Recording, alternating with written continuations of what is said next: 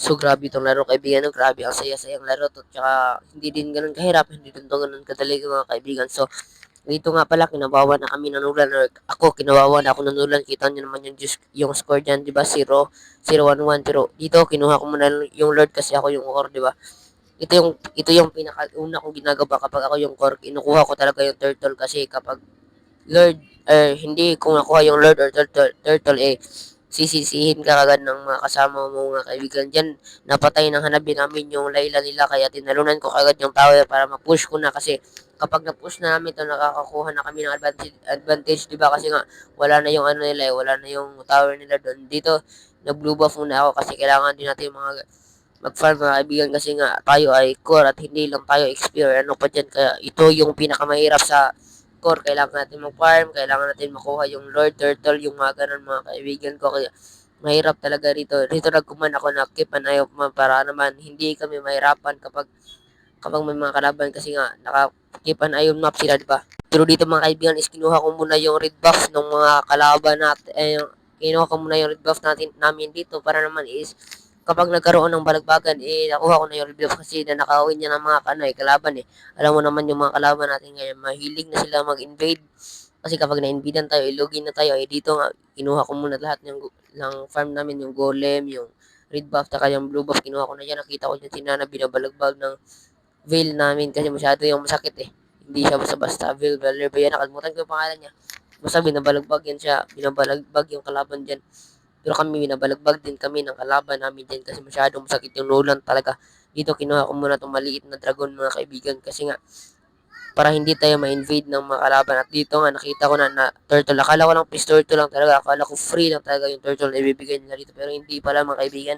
Lumapit yung mga kalaban at biglang dumami yung mga kalaban mga kaibigan. Diyan, play safe lang talaga ako kasi kapag namatay ako dyan, sigurado sa kanila na yung turtle kasi nga ako yung core, diba, mahihirapan yung mga kasama ko. Diyan, oh, nakuha namin dyan si Franco, nakuha namin yung tank nila kaya naisipan kong atakihin na lang tong turtle kasi wala na akong kagaw ako lang mag-isa dyan.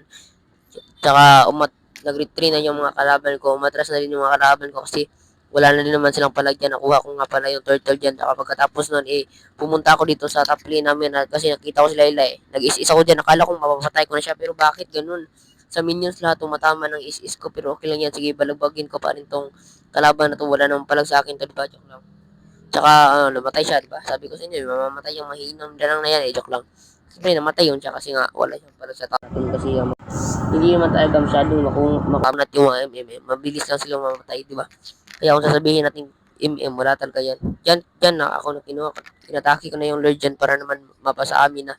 Of course, gagamitan din natin talaga yung mga is-is ng mga yan. Kasi nga, kapag Tamos ka, ginamitan mo yung is-is yung mga yan, walang problema kasi mabilis nga lang yung cooldown ni Tamos kaya gustong gusto ko siyang gawing core kasi kapag naglo-lord o nagta-turtle kami is mabilis lang talaga or mabilis ko lang makuha yung lord or turtle namin para naman kasi nagagamit ko yung isis niya walang problema sa paggamit ng turtle sa paggamit ng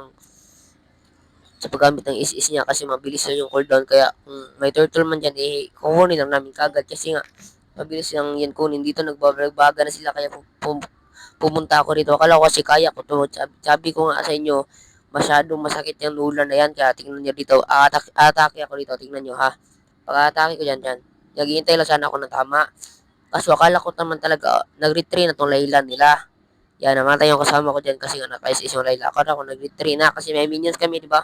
May minions kami kaya dapat ipupush ko sana yan. Kaso dyan, aray ko, nastan ako. Aray, nastan yan. Agay, patay yan. Di ba sabi ko, masakit yung lula nila. Pero dyan, nakawin na rin naman ako dito. Nagbabalagbaga na sila malapit sa tower namin. Kita nyo naman yung score dyan ko dyan. 1-3-3, gabi yung kinuwawa talaga ako ng kalaban dyan. Pero okay lang yan. Importante yung manalo, di ba? Dyan, nag-is-is ako. Tsaka, dyan, akala ko papatay ko tong Bane dito Yan ka, tinalunan ko pa yung Bane. Tapos nakaano pala.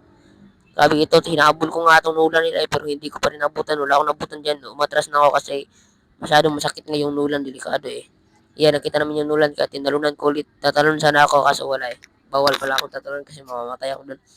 Yan, chinikod mo na yung kahit yung kanya, taka umatras muna. Dito, hinihintay ko lang yung Silvana kasi kuya ko yan. Sabi niya, haantayin lang daw siya. Tsaka hinintay ko din yung retry ko kasi na wala pa akong retry dyan. Kapag atake tayo dyan, pwede pa tayong makuha nila ng turtle.